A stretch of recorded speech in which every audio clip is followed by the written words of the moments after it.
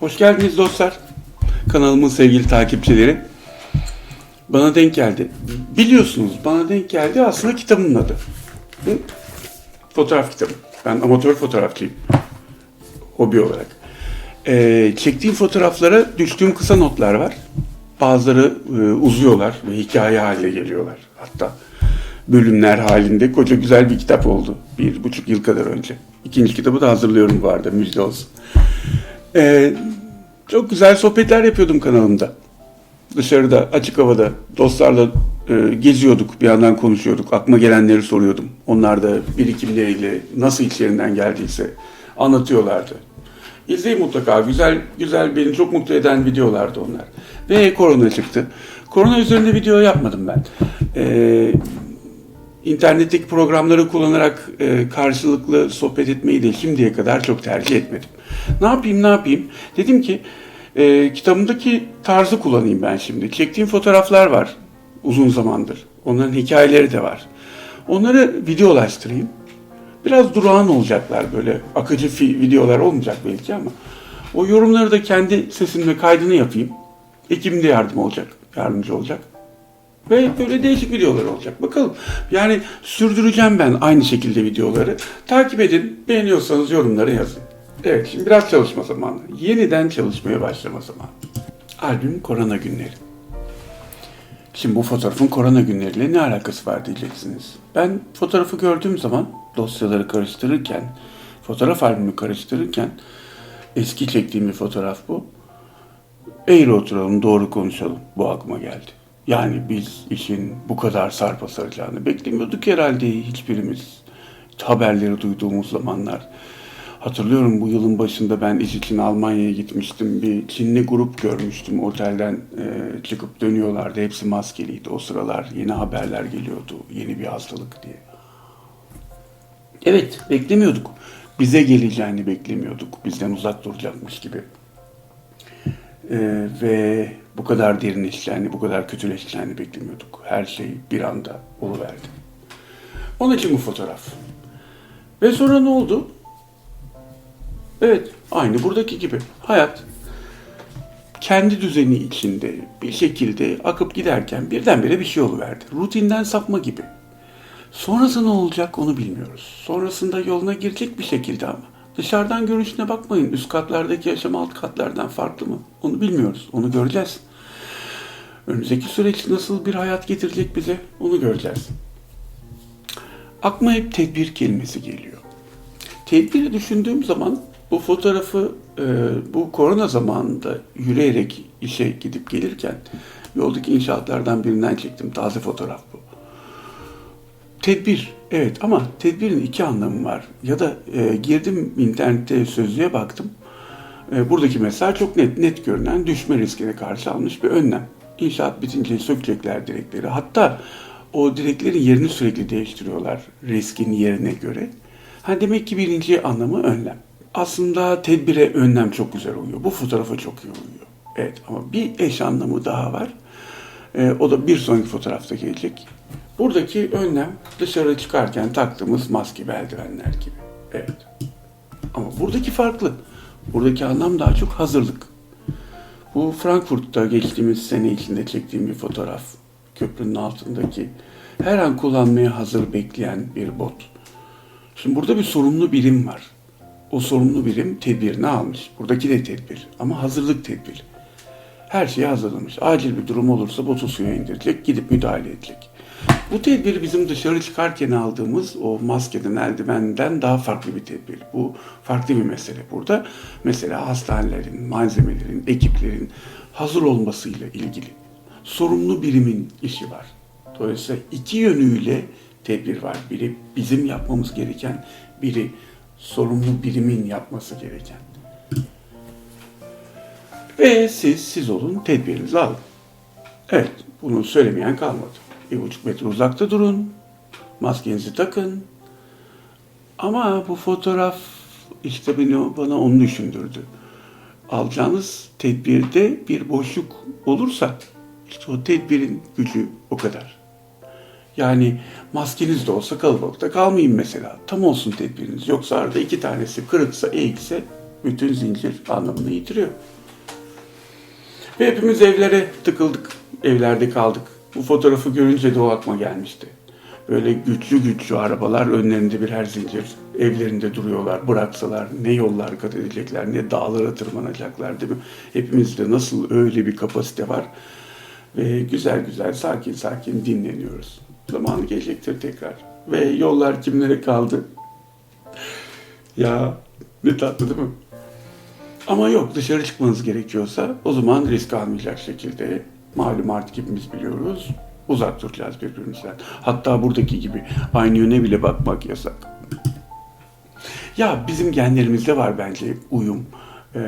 Çok kolay uyabiliyoruz gibi geliyor bana. Zor koşullara da çok rahat uyum sağlayabiliyoruz. Yani başka ülkelerdeki insanlar için mesafeli durmak farklı, bizde farklı. Ama biz alıştık. Markette falan bakıyorum, insanlar çok güzel aralarına birer metre kurarak sıraya giriyorlar. Harika. Bu fotoğraf biraz sözüm verdi bana. İçime dokundu. Yani hem camdaki yansımadaki evler. Hem o bir zamanlar böyle ne sohbetlerin koyulduğu mekanın şimdi üst üste konmuş sandalyeleri. Sonra aynı karenin içinde bir daha o mekanın artık yeni efendisi o sandalyelerden biri de kurulmuş. Mışıl mışıl uyuyor. Böyle her şeyi özetleyen bir kare gibi. Zaman, içe kapanma zamanı. Fiziksel olarak mecburen içe kapanıyoruz. Aynı bu ayna gibi. Dışarı çıkılamıyor. Neresi içerisi, neresi dışarısı? İnsanın evi neresi? İnsanın evi kendi içi. En sıcak yeri orası. En gerçek yeri orası. Peki orada kalamıyorsa insan? Kendi kendine kalmak, kendi kendine kalabilmek bir beceridir. Ve bu beceri kazanılabilir, geliştirilebilir. Dengeli kullanılması gereken bir beceri. Kendinizi sürekli oraya atmanız ve orada çok uzun süreler geçirmeniz de iyi bir şey değil. Ama şimdi böyle bir zaman geliverdi işte. Katlandı ayna. Ve o aynada kendinizi görmeniz için biraz eğilip bükülmeniz, emek vermeniz lazım. Olsun, değer. İzler kalıyor biliyor musunuz? O yoğunluğun, itişin, kakışın, kalabalığın izi duruyor oralarda bir yerde. Şimdi kenara çekilmiş olabilirsiniz ama izler hala yerli yerinde. Belki de albümleri karıştırma ve biraz geçmişi hatırlama zamanlarıdır. Eski fotoğraflar, eski videolar. Bu duvar resimlerini virüs öncesinde mi çizdiler? Yoksa virüs sonrasında mı onu bilmiyorum. Ben daha çok bana denk gelmesinin zamanlamasıyla ilgileniyorum. Belki yıllardır oradalar ama ben bilmedikten sonra ne fark eder ki? Ve ben şimdi denk geldim ona. Tam bu haftalarda. Tam da şimdi çıktılar karşıma. Sürecin böyle bütün dehşeti yansımış duvarlara. Ama bir yandan oradan topu 100 metre aşağıda bir inşaatta da bunu gördüm. Bir şantiye binası. Arkasında o kocaman gri bina. Belki bitince neşeli olacak ama şu anda tamamen gri. Önündeki o güzel saksıya dikilmiş o ağaç ve rengarenk kurdeleler. Arkadaş o koca gri görüntünün önünde öyle hoş bir tezat ki bu. Bir yerlere değdi içimde. Bundan sonrası kim bilir nasıl olacak? Maçlar, konserler, festivaller. Yani şimdi hepimiz sağlam kalma derdindeyiz. Ama zamanla fark edeceğiz gitgide. Neler değişiyor, neler değişiyor. Bu banklar boş mu kalacak? Bilmiyorum, bana gene de olacak gibi geliyor. Belki yüzümüzde maske olacak, aramızda böyle açık kalacak ama bir şekilde insan insanı arıyor. Sohbet arıyor. Ha bu arada farkında mısınız? Yollarda kavgalar da yok. Şoför yok ki şoför kavgası olsun. Ama işin özünde ne biliyor musunuz? Evet, bunu da geçen 2 hafta önce, yani tam bu korona zamanında taze bir fotoğraf bu çektim. Çok güzel denk geldi. Çünkü işin özünü bu fotoğraf bence gösteriyor. Bu salgın tüm miş gibileri çöpe atacak. Riskte, korkuda, çözümde o kadar her şey net ki ve o kadar kesin ki dolambaçlı hiçbir şey yok. Lafı biraz uzattığınız zaman foyanız ortaya çıkıyor. Bir işi yaparmış gibi görünmek mümkün değil. Korunuyormuş gibi yapmak mümkün değil. Yardım ediyormuş gibi yapmak mümkün değil. Destek veriyormuş gibi yapmakmış gibi yapmak mümkün değil. Gerçekten yaptığınız şey ayan beyan ortada. Yandan dolaştığınız şeyler de aynı şekilde çok rahat fark ediliyor. Mış gibi olan her şey çöpte. Bir şekilde algıyı yöneten birileri varsa hayatında bundan sonra dünya daha zor onlar için. Ve bu da öyle bir fotoğraf.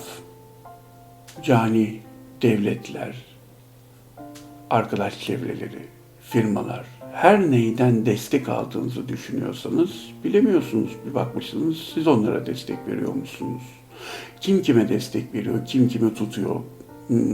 Her şey birbirine girdi bu süreçte. Bu fotoğraf giderken bir apartmanda gördüm, ağaca bağlamışlar. En son fotoğrafım bu. Çok güzel değil mi? Ama aslında demek istediğim o değil. Bakın. Demek istediğim bu. Gerçek bu. Gerçek bu. Dünya dönüyor. Ne sesi var? Dünya dönüyor, hayat akıyor. Bu öyle bir söz ki bu hayat akıyor sözü.